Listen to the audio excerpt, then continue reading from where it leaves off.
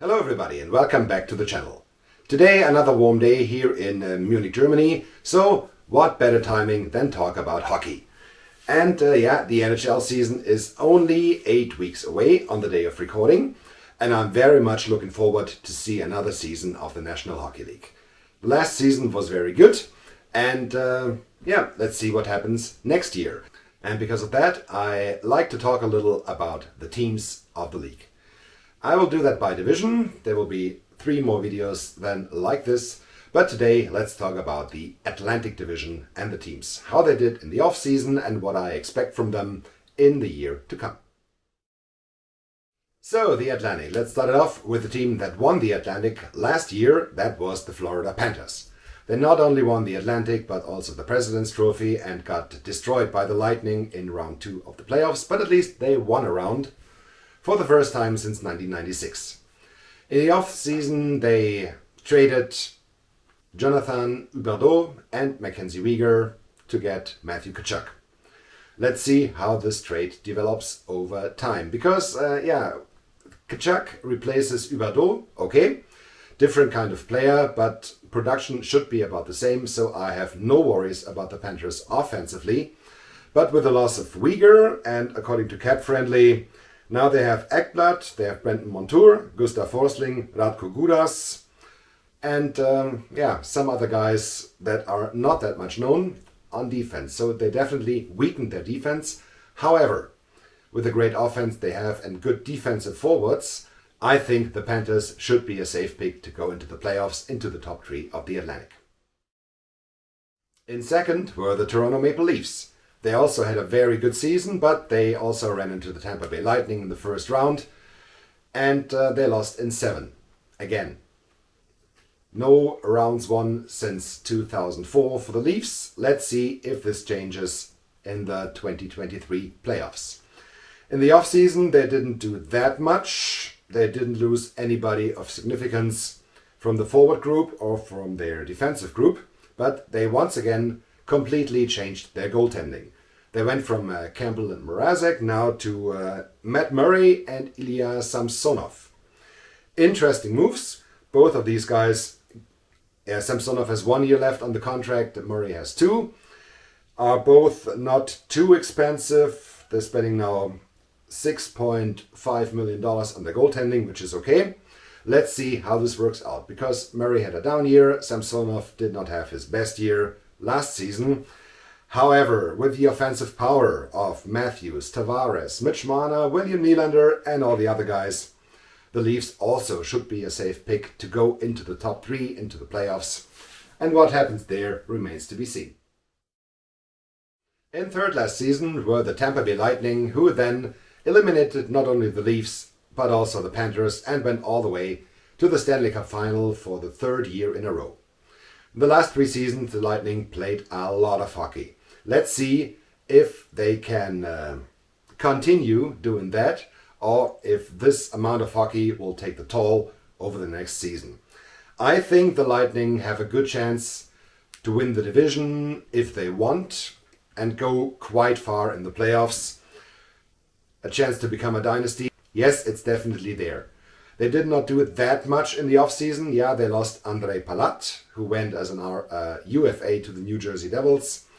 They extended their secondary guys. They extended Mikhail Sergachev, Eric Chernak, and Anthony Cirelli, all with 8-year contracts. But as long as this team has Braden Point and Nikita Kucherov, as long as this team has Victor Hedman and especially Andrei Vasilevsky in goal, the Lightning should be definitely a safe pick for the top 3 and for the playoffs, and maybe also for a dynasty. But even if you subtract the contract of Brent Seabrook, who they have for LTR reasons, they're still above the cap. So they cannot do, right now they can't do anything, and they will not have first round picks in the next 2 seasons. The future is uncertain, in my opinion, for the Lightning. The present is quite good. In fourth in the Atlantic in 2021-2022 were the Boston Bruins. And yeah, I was in Boston in May 2022. That's where this nice towel came from seeing Game 3 and Game 4 against the Carolina Hurricanes. It was a lot of fun. It was good hockey, but it also showed me that the future of the Bruins, the near future, is pretty unsure. This team, what did they do? They brought back Patrice Bergeron with 37. They brought back David Krejci with 36. And they added Pavel Zacha from the Devils in exchange for their second line center, Eric Howler. Okay, and they will have a lot of injury problems for the beginning of the season. Marchand will be out, McAvoy will be out. Let's see if someone else goes out. But I think for the Bruins, this could be the breaking point. I'm definitely not sure if they will make the playoffs. They have the ability if everything goes well. But if not everything goes well, this team could find itself not only out of the playoffs, but near the bottom of the Atlantic. Because the teams below them last year, they improved significantly. And the Bruins did not. And they do have 8 forwards, according to Cap Friendly, 8 that are UFA next season. So if things don't go to plan, Don Sweeney could take a lot of forwards and acquire a lot of draft picks at the deadline. But if everything works good, how far could the Bruins go? I don't think they could end up in the top 3 in the division. Maybe they are a wildcard team, maybe not. Maybe they go to the playoffs. It's possible they win a round, but unlikely. But I don't see them close to being a contender. The team is too old. They need a rebuild or a retool, something like that, to bring the future to Boston. Because some people say they could go for a final hurrah and win the Stanley Cup. I say their final hurrah was in 2019 when they went to the finals. But I could be totally wrong, of course, as I normally am. And the Bruins could prove me wrong. I wouldn't be that mad about it because I like the Bruins. But their time has passed. Let's see what happens. 5th in the division in the Atlantic last season were the Buffalo Sabres. I made a video about the Buffalo Sabres about 2 months ago, close to the end of the final, close to the end of the regular season last year. And I was pretty positive about them. And I still feel very positive about the Buffalo Sabres. After the Jack Eichel trade, when they brought in Alex Tuch and Peyton Krebs and another first-round pick from Vegas, I thought they improved significantly over what was there before. And I'm still optimistic. They have a ton of cap space. They have, let me check, $19.6 million in cap space. So they could do quite a lot. Not only in taking on bad contracts for extra draft picks, but also for signing guys. Maybe in the next offseason, or trading for guys at the deadline and then extending them beyond next season. The Sabres are in quite a good position. They have a very good, talented young team that reminded me a little bit of the Vegas Golden Knights of the 2017-2018 season. The bunch of misfits could be back, and this time in Buffalo, with Alex Tuch, I think their future captain, as the heart and soul of the team. The Sabres might not make the playoffs in 2023, but I think they will keep improving and at least knock on the door of the playoffs and play some important games in March and April. In 6th last year were the Detroit Red Wings, a team that had improved significantly in the 2021-22 season compared to the year before, where they were pretty bad. Last season, the Red Wings made a significant step forward.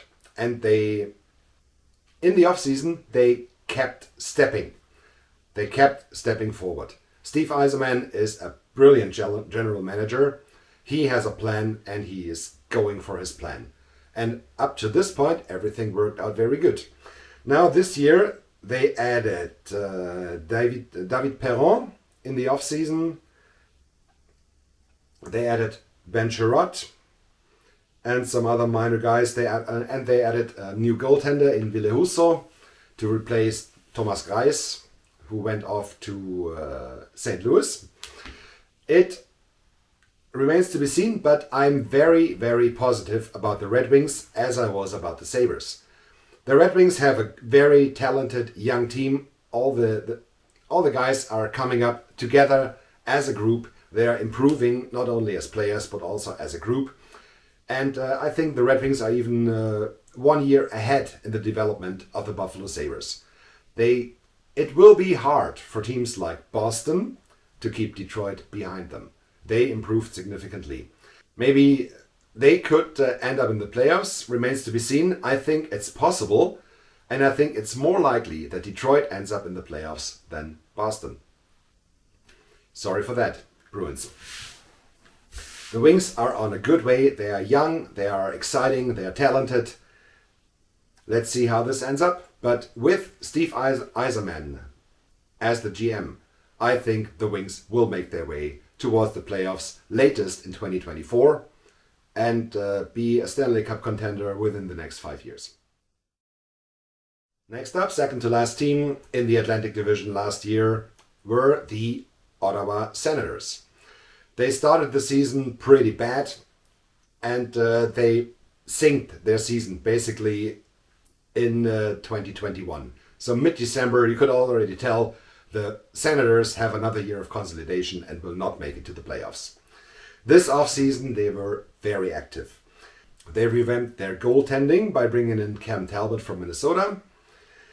They brought in Alex DeBrincat from Chicago and Claude Giroux, who is basically, he is from the Greater Ottawa area, so he's going home at age, 34, to spend the last years of his career close to his hometown. Very understandable, yeah. Maybe I would do the same, I'm not sure. However, the Senators, they are like Detroit and Buffalo, young, exciting team. And I would not be surprised if the Senators, also like the Wings, keep improving and keep knocking at the door of the playoffs and breaking the door open, maybe this year, maybe next year. The Senators, they could run into a contender status easily within the next 3 or 4 years. They are young, they are exciting, they do have the talent. If everything works out and they could maybe add 1 or 2 good veterans and keep up the goaltending, the Senators could be a definite candidate for the playoffs in 2023. And maybe more.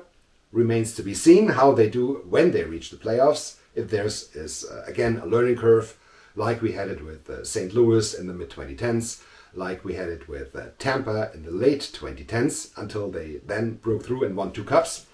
The Senators could be on the same path, and I would be very happy to see that work out. So, and finally, the Montreal Canadiens, the Habs, who had the most nightmarish season possible in 2021-2022 after going to the Stanley Cup final in 2021. Shea Weber went out on LTIR. He will most likely not play a game in the NHL anymore. In the meantime, they shipped out his contract to Vegas for them to have some LTIR money. And if Carey Price comes back, remains to be seen. It's possible that he's coming back at 100%. It's also possible that we saw the last game Carey Price ever played in the NHL. And for me, I think the Canadiens could also be a mixed bag. I don't think they will have the nightmarish season repeated they had last year. But I really don't see them as far in the development as teams like Ottawa, Detroit and Buffalo, who should stay ahead of Montreal in the standing next year. Of course, if Carey Price comes back as his 2015 himself, this all is totally out of the window. Then he will win them 30 games on his own, but it's unlikely that happens.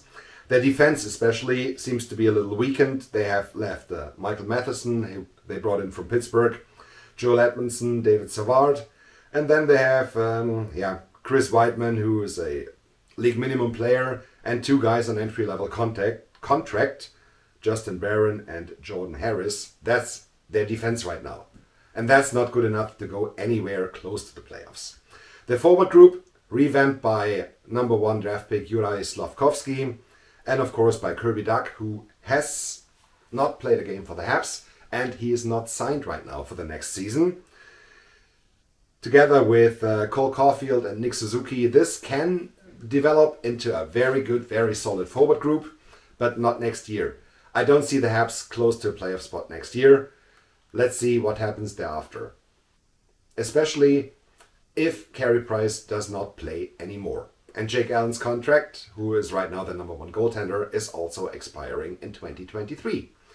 So the Habs, as mentioned, for me, they are quite mixed bag. Everything is possible, from ending up 5th, knocking at the door of the playoffs. I don't think so, but maybe. But also to bottoming out. Again, is that a word? Bottoming? Let me know in the comment section below. And go for Connor Bedard in the offseason for the #1 draft pick. Alright, that's it for this one. Thank you very much for watching. Don't forget to hit like and subscribe. And let me know in the comment section below, what do you think? How will the teams in the Atlantic do? Next video will be for the Metropolitan Division. I don't know if it will be in 3 or in 6 days. Depends on how much time I do have, because I have a 100% job right next to that. Thanks for watching. Have a good time. See you soon. Goodbye.